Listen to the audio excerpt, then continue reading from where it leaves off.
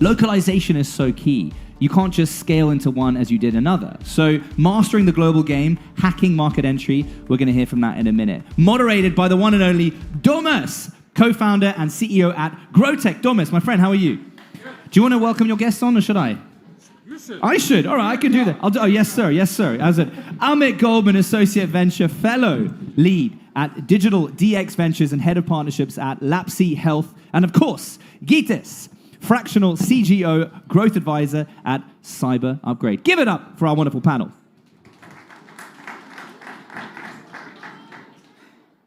So thank you, everyone, for being here. I see we not only have challenge of expanding globally, but we have a challenge of weather today. So the ones who arrived today in the Baltic, so here we go. I think we're going to manage that for sure. So today we're going to cover a very important topic, right? Global expansion. It's not something nice to have in today's market. This is something that you must do if you want to build a solid business. And this message should be in your head from the day one.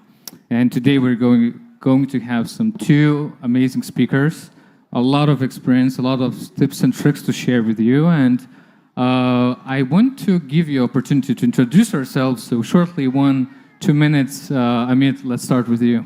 Sure. Pleasure meeting you all. My name is Amit Goldman. I'm a head of partnerships at Lapsy Health. We literally just officially launched our product that we've been building for 2 years, raised almost $6 million from grants and venture capital. And also I'm an associate and venture fellow lead at Digital DX Ventures. It's a Silicon Valley-based digital DX-focused fund. And we invest in early stage digital diagnostic startups. I've been previously with a couple of startups. I do advise a couple of startups, and my newest startup that I launched a year and a half ago is right there walking somewhere around and calling mama. That's mine. Sarabelle, I hope it will be a new unicorn in 17 and a half. That's me. Thank you, Amit. Hey guys, my name is Gytis. I'm in digital marketing for the last 14 years. Started from digital marketing, expanded to marketing in general, then expanded to product, and ended up in growth. And have an experience in both B2C and B2B SaaS. So, short and sweet. Okay, let's start from the main question, right? It's quite common sense, but we have all kinds of startups here. You know, super early, some more like advanced startups as well. So could you elaborate? You know, why the global expansion is important for the startup today? What is your take, Amit? My take? Well, I can probably speak mostly for the healthcare. I went to med school. That's where I got my education. I did work with one fashion startup, but I was in university. It was my first course, in my first year. So I can mainly speak about healthcare. Now think about healthcare. In Lithuania, we have how many people? 2.8 million? Do you know how many doctors, practicing physicians we have in Lithuania? Roughly? Anyway, I'm not going to torture you here. It's 14,000 physicians. Now, if you want to sell to physicians, you have a market of 14,000. Probably they also specialize in different fields, cardiology, ENT, whatever. So probably the market that you're trying to penetrate is even smaller. So in order to scale, in order to grow, probably you'll have to go elsewhere because it's just a little bit too small. When we think, if you want to sell your product to a clinic, it might be even harder because, for example, odontology clinics, there are only around 13,000 in Lithuania, if not less. And if you want to penetrate with bigger products that would target hospitals, it's even less and more difficult. For example, if you want to sell, I don't know, electronic healthcare record system or some other type of product, because you'll have to go through a very long process of tenders and public tenders, and you have to find your way in, which might even take a way longer periods of time. So, trying to tap into other countries is really, really important, especially in the healthcare field. And also looking from the patient perspective. If you are trying to pick one or another disease or specific medical condition, you might not even have enough patients to do clinical trials to, sell your product to. So that might be even difficult. And also look around how much of a racial diversity you see around.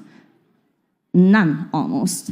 Because Lithuania is a very homogeneous country, and in healthcare, as you probably know, if it's, for example, in digital diagnostics, you have to have all populations represented. So, yeah. So nowadays, if you're considering the term startup, like most of the startups are digital providers by default, right? Whether it's like entertainment, whether it's knowledge, even the physical devices are now pretty easily distributed globally. So there's like literally zero sense in not going globally. And on the other hand, so Amit gave this example of a small market, right, where you're forced to go out. But imagine the case of Poland. I've been in contact with a few quite a large Polish scale-ups, and what they do is they're basically hiring anyone except Polish people to grow. This is because most of the Polish tech companies are based in Poland and focus only on the Polish market, and they literally don't have, I wouldn't say skills, but like the mindset of going global. So they're hiring Lithuanian talent, they're hiring people from Latvia, hiring people from Estonia. So Poland is this great example of the market with 40 million people or something, and you still have a shortage of talent simply because your companies, your local companies haven't had this routine of consistently going after a global market. Amit, you want to add something up? Yes, sorry. Where's it I would going? love to. And another thing from the healthcare perspective, if you want to launch a startup in the healthcare field, you probably will have to deal with a lot of things that we probably will discuss in a minute. But for clinical trials, a lot of startups, sometimes they don't really take into consideration how much money would that cost to get into the market. It took us at Lapsi Health 2 years, for example. We just launched this year, and 6 million, almost 6 million. And now we're here with FDA approvals. But it takes a really, really very long time. And sometimes potentially local, even venture capital funds or local angels, investors are not able to, pump enough of funds into your project. So tapping into other countries is also important because probably you will get access to the some pools of money that could invest in you to help you grow. Okay, and let's talk about fails. So, Gita, you brought some B2B products, B2C products, globally different stuff, right? Like website builders, healthcare products, right now cybersecurity product, before that energy, right? So what are the most common fails you saw in your experience, and how the startup could avoid that?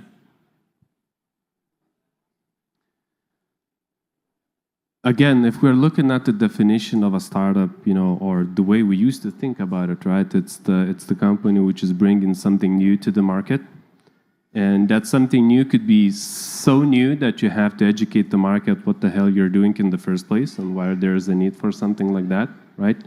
Or you have to educate the market about how you uniquely are solving some problem which they already know they have, right?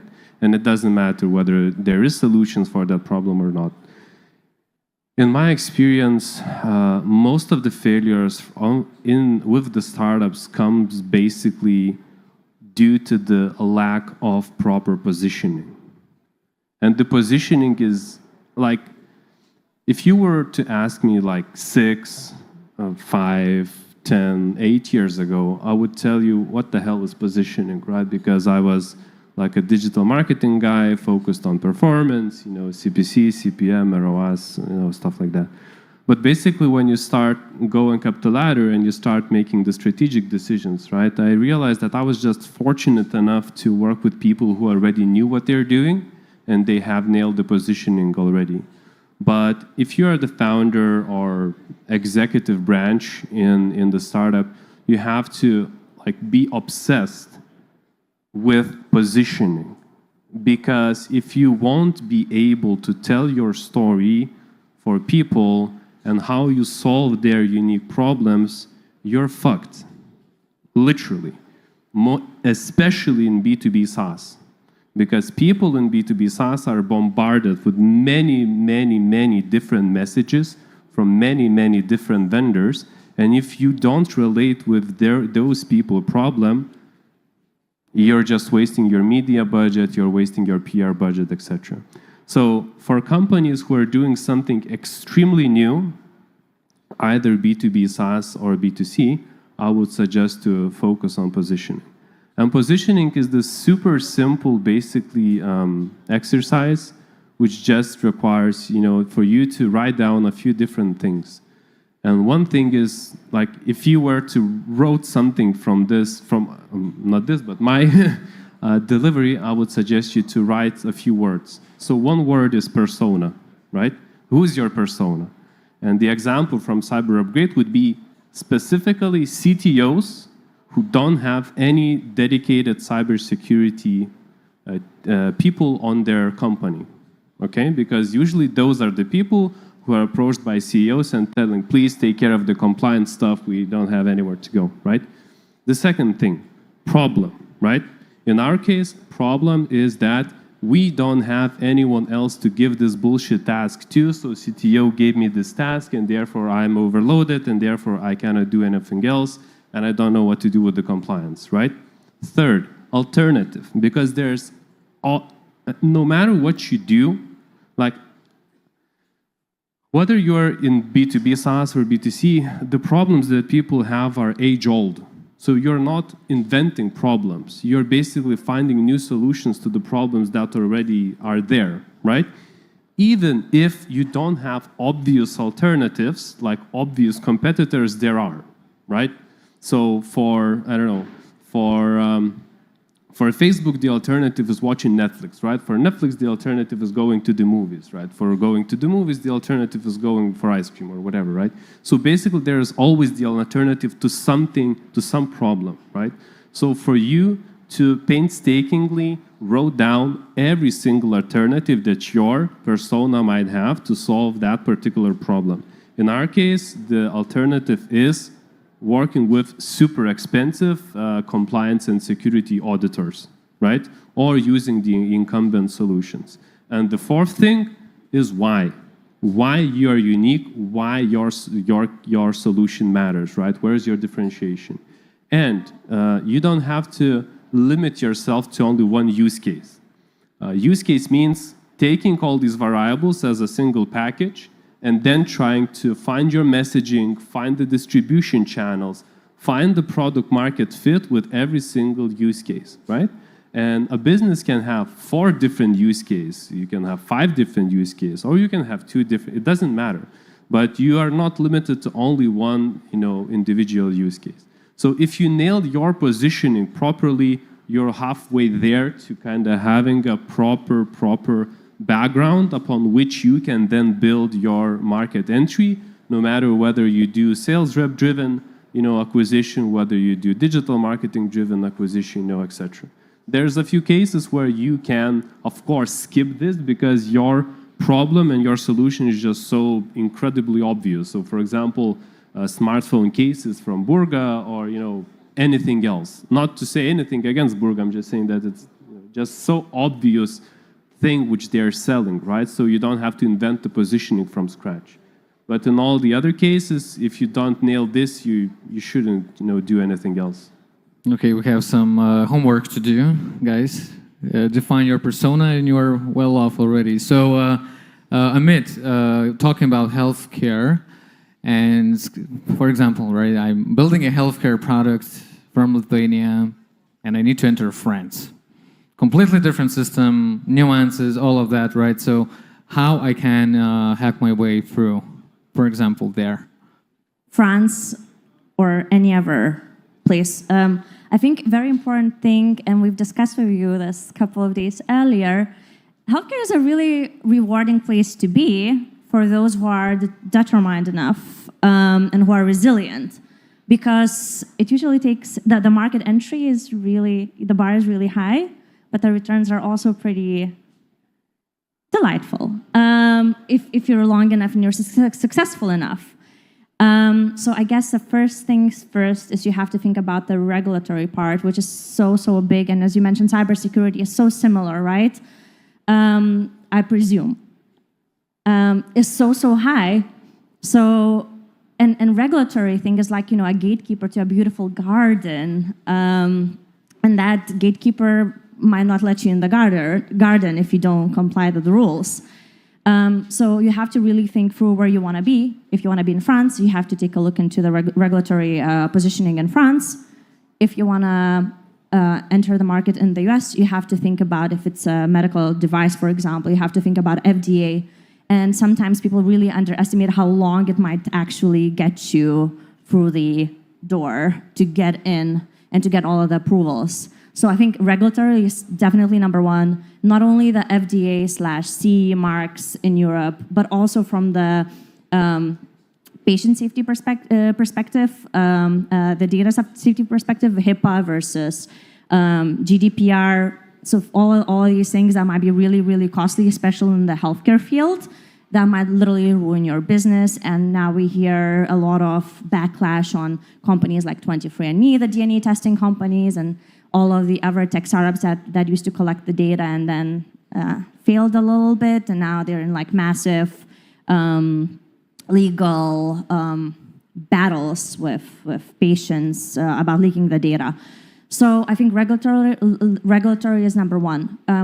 If I could speak from the investor perspective, in the last 2 years, I've looked into 200 startups that are in digital diagnostics. Alongside with our team, and we have 70 criteria, even more, and then you dissect those criteria, how you evaluate whether the startup is good enough to proceed or not good enough. So you have to look into many things. If it's a digital diagnostic, for example, tool, how accurate is your solution, right? Because if it's not accurate enough, if it's good enough but not good enough, no one's gonna buy your product. You're gonna be stuck. Another thing that is so important is if you'll be able to get reimbursement for the product, because maybe you want to sell a fancy new CGM. Right now there's a big trend to have a continuous glucose monitoring on your arm. It's like a badge of honor, but who's going to pay? Like, will I don't know, a simple person buy and pay for the product 300 euros or 150 euros per month? I don't know. That's a great question. So you really have to think, will you be able to get reimbursement from the government? And if your product will comply with the rules to get that reimbursement from the national healthcare systems, for example, as you mentioned in France, right, or Lithuania, will it be covered by the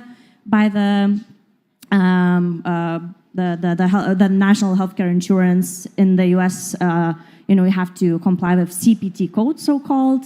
So you have to understand these things. And in order to understand these things, you have to have people who kind of understand these things. So for example, in our fund, because one thing is to only get the money and have the capital. Great, I have, I don't know, 500K. Now I'm gonna build a successful startup. It's not gonna happen in healthcare, for example, probably in many other highly regulated places, because you might skip these tiny little important steps that might literally make your startup a failure. So, for example, at our fund, we have around 30 experts, we call them experts, EIRs, experts in residence, who usually sometimes come on the board of the advisory of the startup to help them navigate the really complex US regulatory market. And healthcare is such a complex field. We have people who understand the reimbursement models, the CPT codes, who understand, health tech, femtech, oncology, like all of these different fields, because even as an investor, you not necessarily understand that deep enough all of these tiny little things. So having the know-how and being able to build that trust is very important. And if I may add another tiny little thing about trusting. Sure, go ahead. So I made a quick question. I put up on my LinkedIn a quick question a couple of days ago because I wanted here to come prepared with data, not a scientific research, but just a quick question that I put, a quick quiz that I put on my LinkedIn. And I asked, which doctor would you choose? Because I think that kind of reflects how we decide on our healthcare services, some of that are a little bit more regulated. And I asked my colleagues, friends, acquaintances, people on LinkedIn, would you pick a physician who is very highly visible on the media, or would you rather go with somebody who has no media presence? And guess what people choose? I was wrong actually with my answer. It's not. There's no right or wrong. It's just how you pick. Yeah. But the majority picked 80% of the people who answered, and there were around 100 respondents. They said that they would pick a physician that has no social media presence. And how do they pick? How do they make the decision how to pick that physician is based on the recommendation, referral, or other ways of acquiring knowledge. And it's not about being social and present on media. So healthcare is a little bit of a different field, and I think this is really interesting. Interesting observation. That not necessarily that you put a lot of money on the, Facebook ad or whatever, gonna make you successful. You have to think of other creative ways. It's a different animal, right? Woof. Way different, right? And Gytis, let's talk about hacking a bit, right? There's a bunch of buzzwords: grow hacking, fast iterations, throw stuff on the wall, and see what sticks. But you have completely different different opinion about that. So maybe you can share your take on this. Many people think about about hacking like super quick wins, which is sometimes true. The only thing that I agree about the hacking is that it has to be fast, right? You need to establish very fast and as fast as possible feedback loops, whether what you're doing is working or not. However, the sad reality is that you shouldn't expect to throw a bunch of stuff on the wall and see what sticks all the time, because you will basically burn out your teams. You will start fading your focus on what you're doing, and you will lose the sense of what you're doing, right? If the hacking is related to growing like in general, that instead of giving you incremental performance. So basically, if we go back to the use case exercise, which I gave you before, you should have enough understanding about your buyer to start thinking super strategically, what is their behavior to which I can tap into and then extract value and basically attach myself to that behavior. The good example would be in cybersecurity, the NIS2 compliance. How many of you know about NIS2 regulation? Yes, at least 2 people. Awesome. So we have a long way to go. But basically, what Carlo, you didn't raise your hand. You know about it well. So basically, NIS2 is what it's doing is European Union is establishing this incredibly painful framework that everyone will have to comply with, which basically forces you to take care of security, not only your organization, but your vendors' organizations, right? Which means that you will have to make sure that any B2B SaaS, any digital services provider, or even non-digital solutions provider that your company is using, you are personally making sure that they are digital security compliant, which is extreme new pain for the market to take care of. And this leads to the behavior of everyone sending this security questionnaires of insane size, sometimes from 100 to 200 questions per questionnaire, and then company CTOs have to deal with this stuff, right? Personally, one by one, right? So you understand what's the current user behavior, sending and dealing with insane amount of questionnaires. You understand the pain point, which is spending enormous amount of time to handle all the, by default, custom questions, right? Even though you might have answers to some of them. So the solution in this case, even though this is not a default cyber upgrade proposition, but we're launching a free tool for CTOs to help deal with cybersecurity questionnaires in minutes instead of days or weeks, right? And we're launching this as a free tool to acquire new traffic, which we will then convert into premium users. So this is a good example of a well thought through growth hack, if we might call this, right? Which has some strategic thought behind this, right? I'm not saying that all of your hacking should take 3 to 4 weeks to prepare, right? You can be very much faster, but then don't expect for you to regain any kind of competitive competitive edge for longer than 3 days. A good example would be I launched the previously B2C startup where we figure out that some of our questions with the user onboarding are a bit too sensitive, so we want to desensitize them. So after someone answered some question, we followed up with some empathetic insert, as we call them, right? So someone says that, all right, I'm dealing with anxiety issues. All right, we'll follow up with the loader screen saying, that's sad to hear, but 80% of our other users are also dealing with that, so you're in good hands, right? So you ask some sensitive question, you desensitize the reaction, and so you don't make your funnel anxious, basically, right? So what happened? It worked super nice, everyone was super happy, and then literally our number one competitor, to which we were always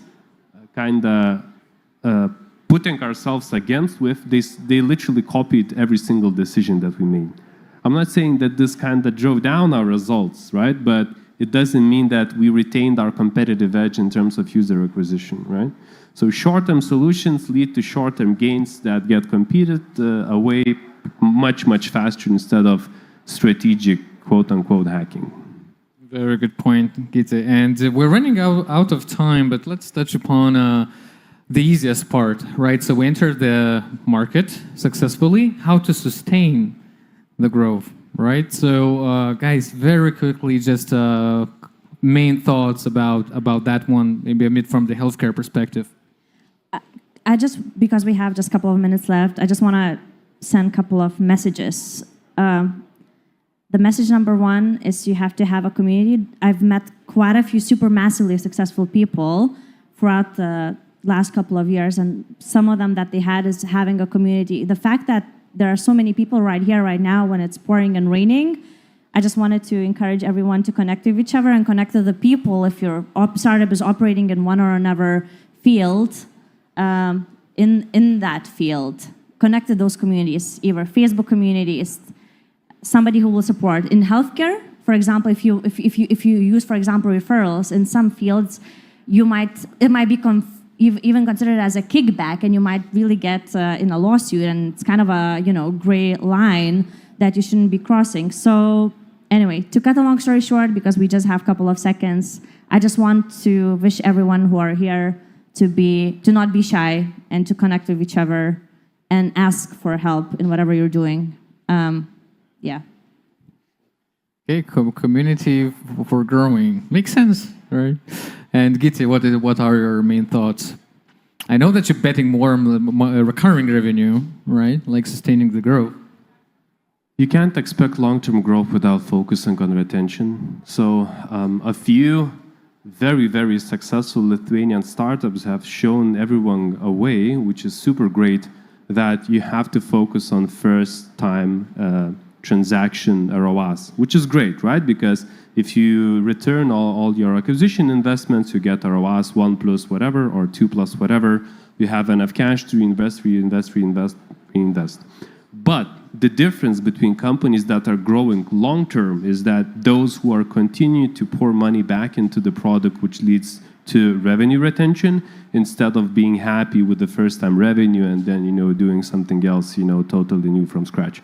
So basically, if you're not focused on retention, then you are kind of destined to always try to grow your revenue through new acquisition, which leads to you to basically be dependent on the same acquisition channels or have this nightmare of always trying to find new acquisition channels.